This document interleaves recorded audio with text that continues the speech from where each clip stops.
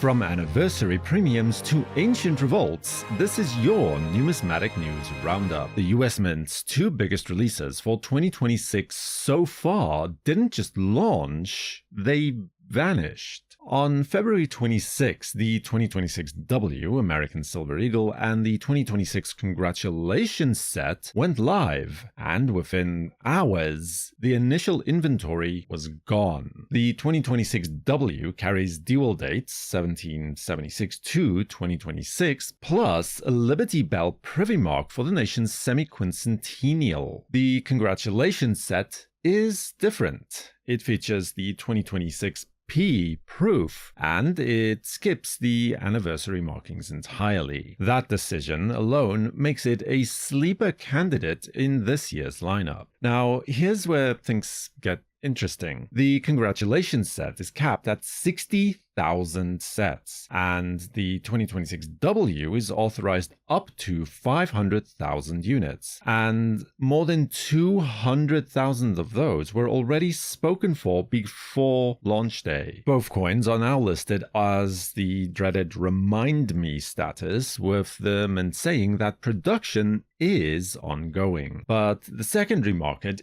isn't waiting around. The $175 Congratulations set is already trading for between $250 and $350, and the 2026 W which was originally priced at $173, which was already up roughly 82% from last year's $95 issue price, is trading at about the same levels. Why the jump? Well, silver itself has climbed more than 200% year over year, so this isn't just the anniversary hype, it's metal price pressure meeting milestone demand, and that combination is moving markets fast. But while collectors are scrambling to secure modern silver, another 2026 issue is heating up for a very different reason.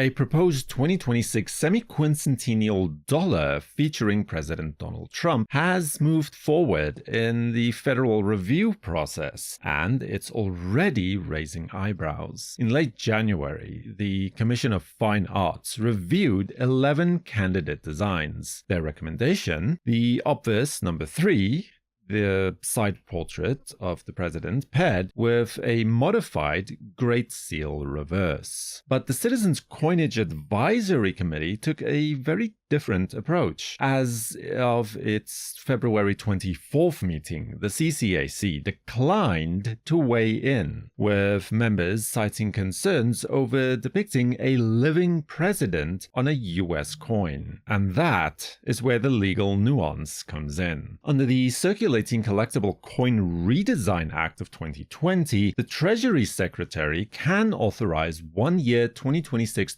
dollar designs tied to the nation's 250th anniversary. And while US law prohibits portraits of living individuals on a coin's reverse, it apparently does not restrict the obverse in exactly the same way. And that distinction is doing a lot of heavy lifting here. The last time a sitting president appeared on a US coin was in 1926, when Calvin Coolidge appeared on the sesquicentennial $half coin. Final approval now rests with Treasury Secretary Scott Bessent. So this isn't just a design question, it's a precedent question, pun somewhat intended. And depending on how it's resolved, it could shape how the mint interprets anniversary authority going forward, whether or not that dollar ultimately moves forward. The design process itself never slows down.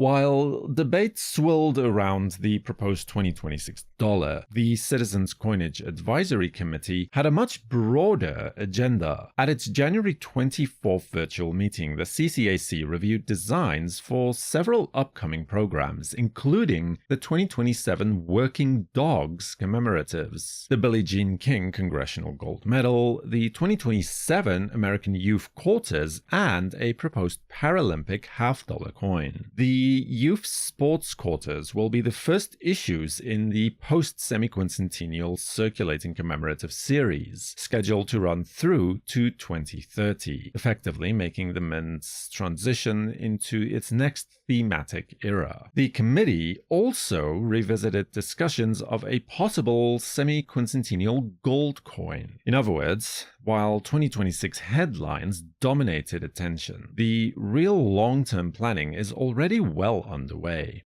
From Washington to Rome, anniversary themes are shaping coinage around the world. The Istituto Poligrafico e Zeco dello Stato, or the Italian State Mint, has unveiled the 2026 installment of its Flora and Fauna Bullion series, this year dedicated to the lily. The obverse features an allegorical figure framed by an olive and oak branches, along with the weight and finest descriptions. The reverse, meanwhile, presents a bouquet of lilies beneath the inscription Lilium. It's refined, classical, and distinctly European in tone. The program includes a 1/10 of an ounce gold coin limited to 2,000 pieces, alongside multiple silver denominations with mintages of up to 13,000.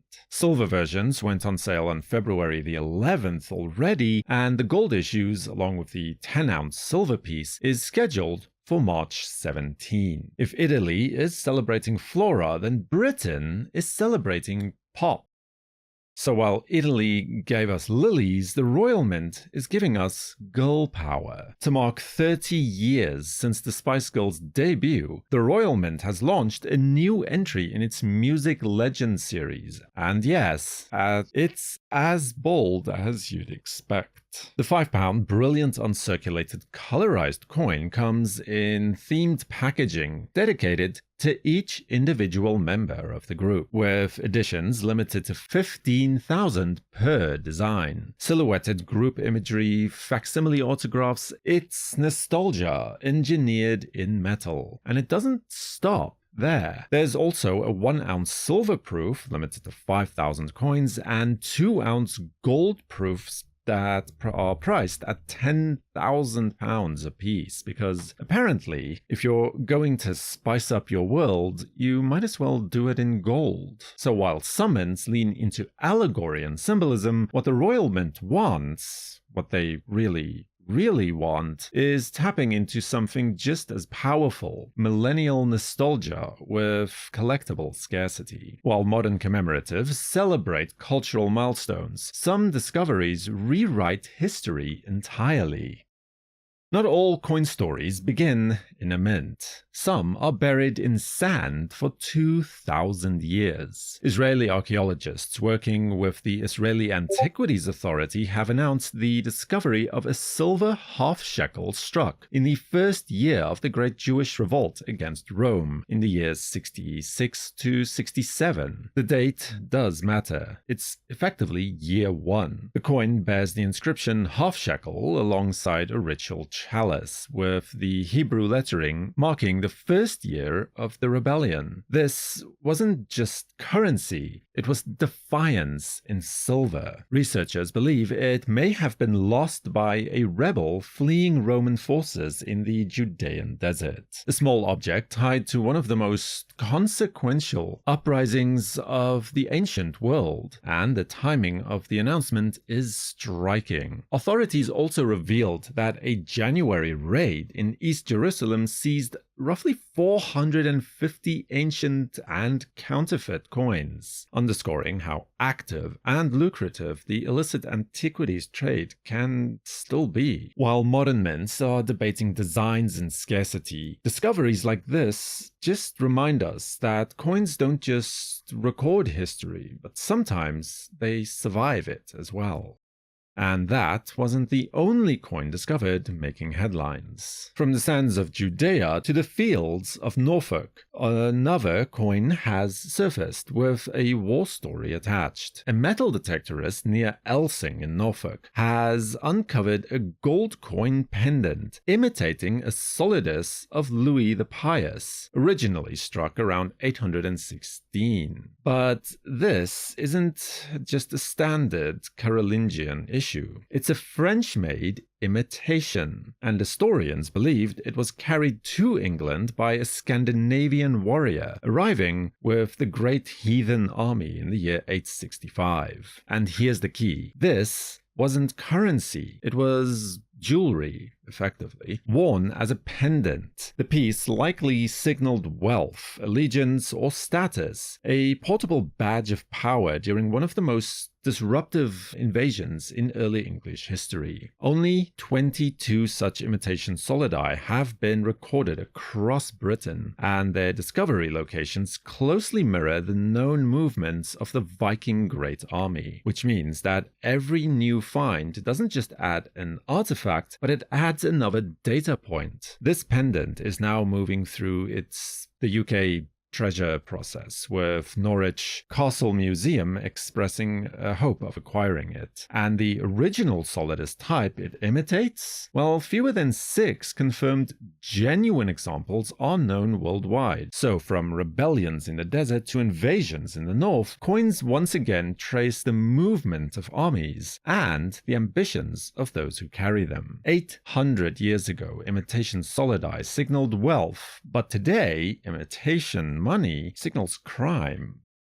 The Central Bank of Mexico has reported nearly 292,000 counterfeit banknotes being detected in 2025, the highest annual sum since 2022, and more than half of those were 500 peso notes. That concentration does matter. The 500 peso denomination circulates widely, which makes it both practical for daily use and attractive for counterfeiters. Authorities also removed more than 1,000 counterfeit coins from circulation. Now, the central bank hasn't identified a specific criminal network behind the spike, but when one denomination dominates a seizure total, it does suggest something deliberate, not random at all. Counterfeiting isn't just about fake paper. It's about exploiting trust in the most commonly exchanged unit of value. And when nearly 300,000 notes are pulled from circulation in a single year, that trust gets tested. Counterfeiting highlights the value of currency, but it's also raising bigger question. What does it actually cost to make money in the first place? According to data released by the Federal Reserve Bank, a $1 note costs around 4.1 cents to produce. A $100 bill costs more, roughly 11.3 cents, largely because of enhanced security features and specialized materials being used. But here's where it gets interesting. The higher denomination actually circulates for longer, which means that even though they cost more to make up front, they're often more efficient over time. Now compare that to the penny, which for years the 1 cent coin has cost more to produce than its face value. A persistent argument for eliminating that refuses to go away. And zoom out even further, and the Federal Reserve in 2025 currency operation budget came in at roughly $1.04 billion.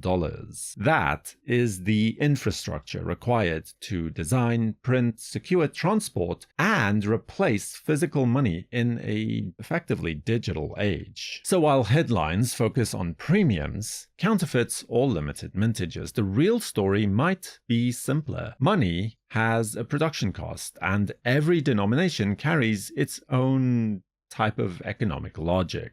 From ancient history to 2026 releases, coins continue to reflect power, politics, culture, and cost. Subscribe to WNN and feel free to watch last week's episode of the News Roundup right here in case you missed it. For the World Numismatic News, I am Numisman saying thank you for watching, keep collecting, and have a fantastic day.